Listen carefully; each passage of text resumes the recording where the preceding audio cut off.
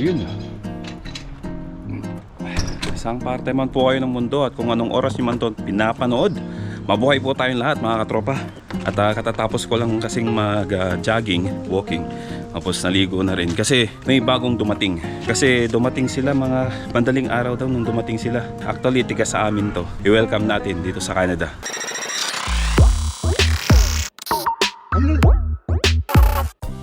Dito na ako sa sa Howden kung saan binabagsak yung mga bagong dating. Kasi dito sila kinukulong muna.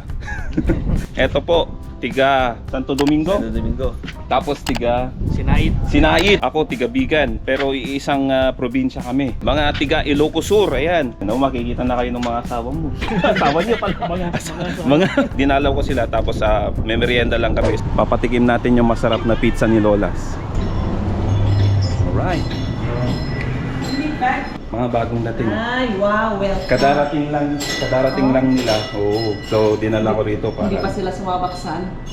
yung dalawa hindi pa sumaba. Baka Atras na. ay, hindi naman siguro. Ayan.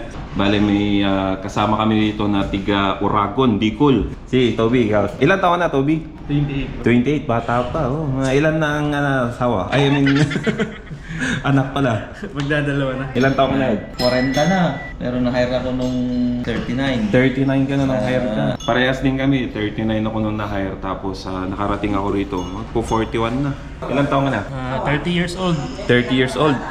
O yun, malayo pa ang mga pupunta. Ayan na yung pizza at kakainin niya, ubusin niya lahat. Thank you, Manong. Thank you. Oo, sige, walang problema yan. Tapos na po kaming magmerienda at maraming salamat kay Lolas sa pa-welcome ng ating mga bagong dating dito sa Nipawah, dito sa Canada. So, dito muna kami sa bahay at gusto mo magkape?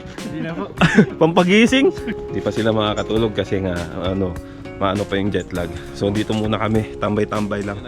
Nagkakwentuhan na. Kumbaga yung time na kumalis si God sa Pilipinas, ano nangyari? Mabigat pala yung feeling. Lalo na pag nakikita mo iiyak yung anak. Hirap. Makakaranas kayo ng homesick dito.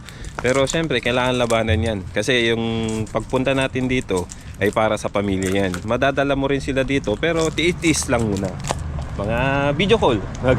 Buti nga meron ng ganito, di ba? Buti nga eh. Kasi dati walang video call, sulat-sulat lang. Sulat lang. Hindi tayo mawawala ng pag-asa, mga kasama din natin yung mga pamilya natin dito. Ito, so nagkukwentuhan kami. Tinatanong ko sa kanila kung paano sila nakapunta dito sa Canada at paano yung way. Para naman mapanood nyo at malaman nyo yung sistema nila kung paano sila nag-apply dito. So lahat po sila is slaughterman. Pero meron akong natanong at nasabi ni Noel na nag-trade test siya kasi nalagay niya na meat cutter siya.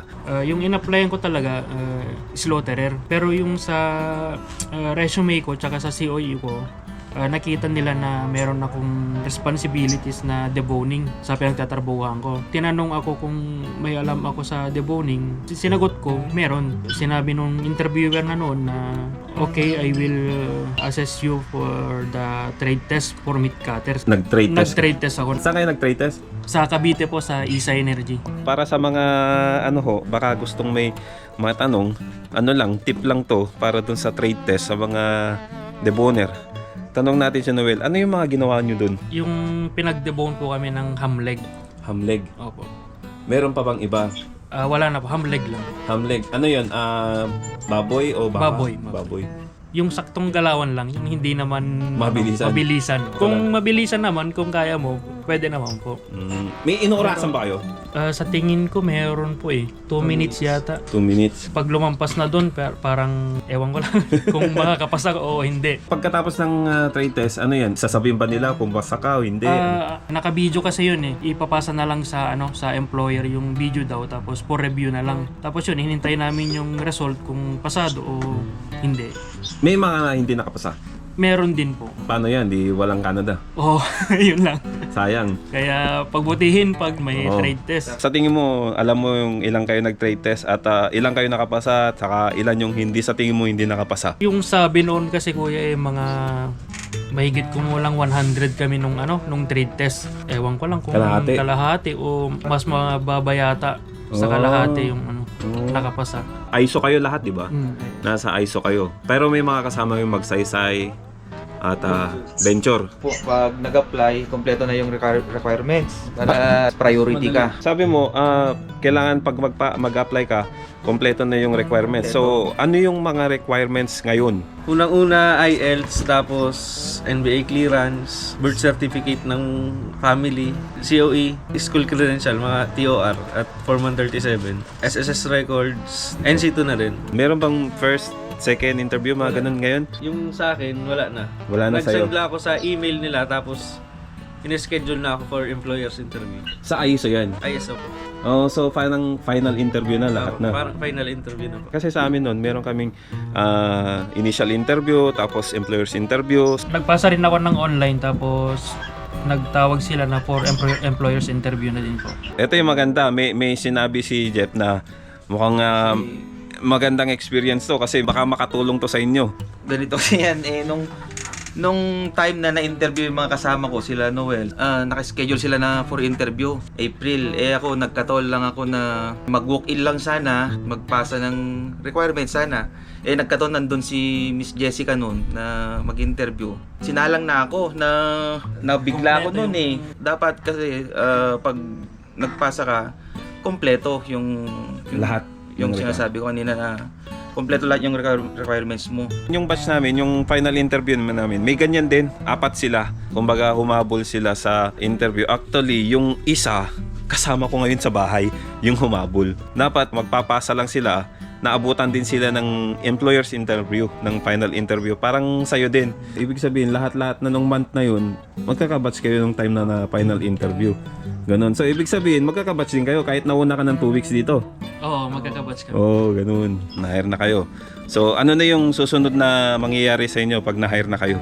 May orientation kami muna. Sa orientation, sinabi yung mga additional requirements na kailangan pa. Pagkatapos nun, napasa na lahat ng mga requirements, meron kaming natanggap na email galing kay High Life sa employer mismo.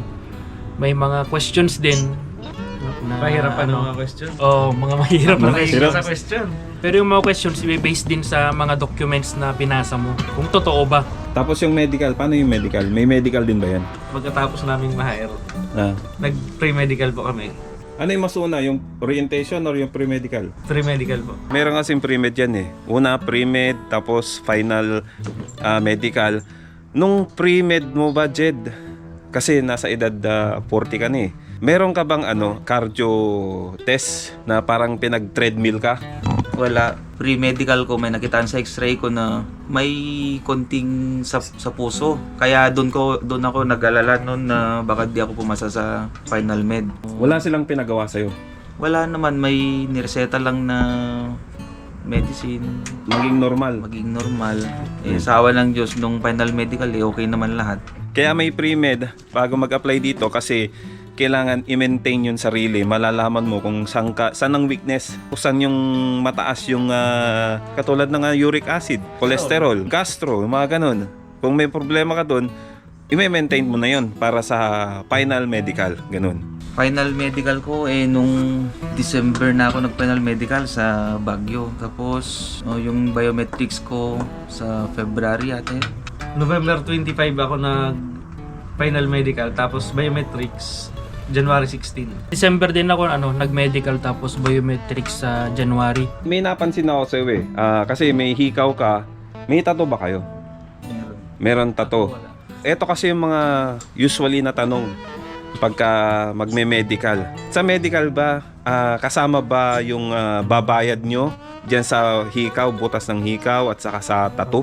Oo, kasama ko yun. Yung final medical nasa 13K yun plus tong pag may tattoo, tsaka hikaw. Parang nag-add lang ako ata nun ng kulang-kulang 900. Kahit gaano kalaki Kahit yung, gaano kalaki. yung tattoo. Oo, sa Baguio yun. Sa akin, inabot ng dapat 13 plus lang, inabot ako ng 18 plus. Bakit Kasi 18 may plus? butas sa tenga. Mahal yung nung St. Luke's. Sa St. Luke's. St. Luke's. tattoo, wala kang tattoo. Wala. Hindi naman magiging abala yung medical lang na tattoo. Hindi Kasi naman, karamihan hindi ganun naman. Kasi may parang sa Hepa. sa blood lang naman nata yun. May mga na ganun ba sa batch ninyo na may na hepat, hepatitis, ganun? Wala naman po. Wala naman. Okay. So, mas mabuti talaga maging healthy. Gaano katagal nyo inantay to? Bago ako nakaalis, inabot ng 13 months. Pero, January 30, may tatak na yung visa ko. Kumbaga, waiting na lang ako na paalisin ng ano. So, inabot ka rin ng 13 months.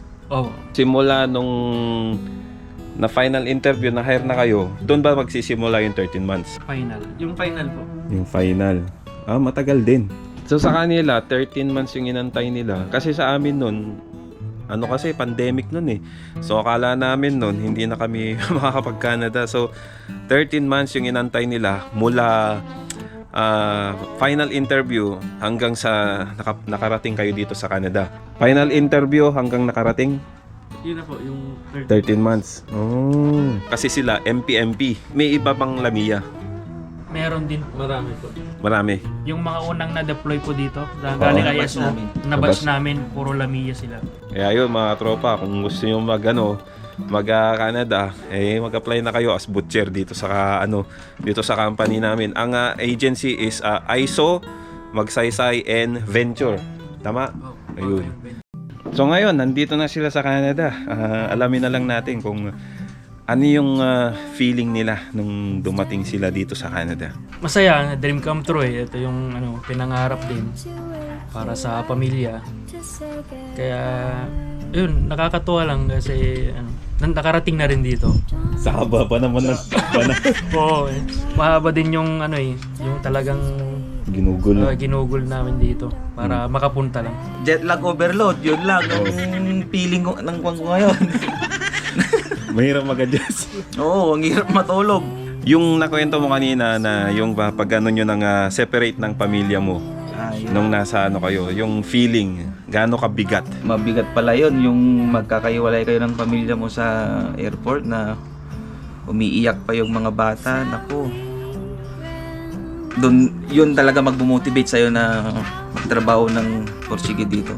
Ito yung matindi kasi yung kwento niya meron pa siyang iniwan doon na hindi pa niya makikita eh, na lalabas pa lang eh. Kasi buntis yung asawa mo, di ba? So, magpapangalawa. Ang pagkakaintindi ko, magto 2 years old pa lang yung anak.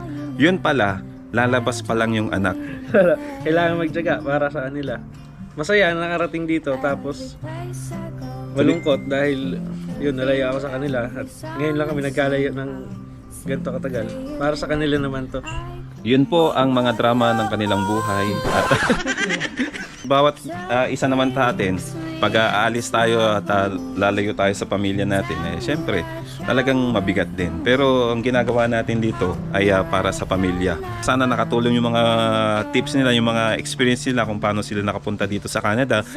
Naghatid ako, inatid ko sila Jeff, pero ang ating kababayan, hello, Atoy, Basta, ano pangalan? Shamli Versidi. Ayun. Sobra din sa Dubai galing. Sa Dubai galing. Dubai. Nag-Dubai ako before ako nag-butcher. Ayun, Oo. marami ang kababayan dito, sigurado. Nag-Dubai muna ako 2016 Oo. to 2020. Aha. Tapos nag-lockdown eh. Supposedly bakasyon lang ako sa sa Pilipinas kaso nag-lockdown kaya naghanap ako ng trabaho. Yun ang pinasok ko as a butcher. Oh, ngayon. Legit ngayon dito na ako sa Canada. Ayun. Dream come true.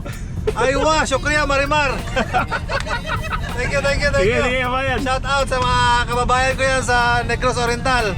Proud to be Tanay City. Asawa ko dyan sa Pilipinas, Digo City, si Giselle. Oh, yun. Laging nanonood sa iyo, sir. Ayun. Atoy sulit. Atoy, sir, atoy. Ayan. Ingat. Thank you, sir. Fresh from Canada, Salamat. Ayun. Sige, okay lang Legendary na Oo. vlogger dito sa Canada. Shout out sa iyo. So, ayun mga viewer natin at shoutout sa kanilang mga pamilya na grabe.